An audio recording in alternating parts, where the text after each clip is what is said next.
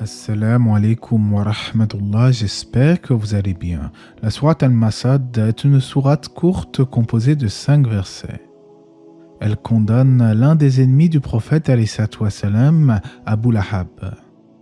Abu Lahab était en réalité l'oncle paternel du prophète, mais c'était aussi un opposant irréductible à son message. En fait, il ne manquait aucune occasion de se moquer de lui et de le discréditer. Un jour, le prophète alayhi wassalam réunit les Qurayshites sur une des montagnes de la Mecque et proclama: « Si je vous disais qu'une armée se trouve dans la vallée prête à vous attaquer, me croirez-vous » ? « Oui, bien sûr, nous ne connaissons de toi que la vérité, répondirent-ils. Et en effet, même si les polythéistes rejetaient le message islamique, ils ne doutaient pas une seule seconde de la sincérité de Mohammed, alayhi wassalam, considéré comme Al-Amin, le digne de confiance. Le prophète les exhorta donc à suivre la vérité, mais Abu Lahab s'écria: « Puisses-tu périr? Est-ce pour cela que tu nous as réunis ?» C'est à ce sujet qu'Allah révéla cette sourate, que périssent les deux mains d'Abu Lahab et que lui-même périsse. Il est bon de rapporter que cette sourate fut révélée une décennie avant la mort d'Abu Lahab, tout en le condamnant clairement au feu de l'enfer. Comme cette sourate l'avait prédit, Abu Lahab est mort sans jamais avoir accepté l'islam. Si l'on y réfléchit bien, Abu Lahab aurait très bien pu simuler une conversion à l'islam afin de tenter d'infirmer cette sourate, mais il ne l'a pas fait, bien entendu. Cela prouve une fois encore la grande précision et le caractère divin du Coran. Puis Allah poursuit la sourate en disant: « Sa fortune ne lui sert à rien, ni ceux qu'il a acquis. » C'est-à-dire que les biens d'Abu Lahab ne pourront pas le mettre à l'abri du châtiment d'Allah.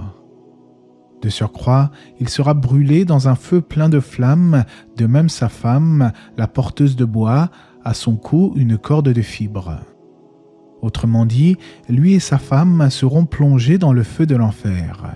En effet, son épouse aussi éprouvait une grande animosité envers le messager d'Allah, alayhi salatu wassalam. Son nom était Arwa bint Harb ibn Humayya, la sœur d'Abu Sufyan. Elle encourageait son mari Abu Lahab dans sa mécréance et son entêtement à combattre l'islam et les musulmans. Le verset peut donc signifier qu'en enfer, elle portera le bois servant à attiser le feu qui brûlera son propre mari. Pour certains savants, les termes « la porteuse de bois » signifient qu'elle propageait la calomnie entre les gens. Quant au passage « à son cou une corde de fibres », certains savants ont expliqué qu'il s'agit d'une corde de feu tressée à son cou qu'elle portera en enfer. Selon Saïd ibn al-Musayyib, elle portait un collier luxueux qu'elle jura de revendre pour s'opposer au prophète Mohammed. Allah remplacera donc ce collier luxueux par un collier de feu au jour de la résurrection. Dans cette sourate courte, nous avons vu ensemble le sort de deux polythéistes qui s'acharnaient à combattre le prophète et son message.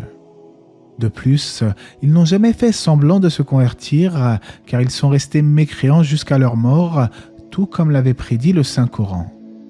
Et à Allah appartient la connaissance pure et parfaite, et que la paix et les bénédictions d'Allah soient sur le prophète, sa famille et ses compagnons.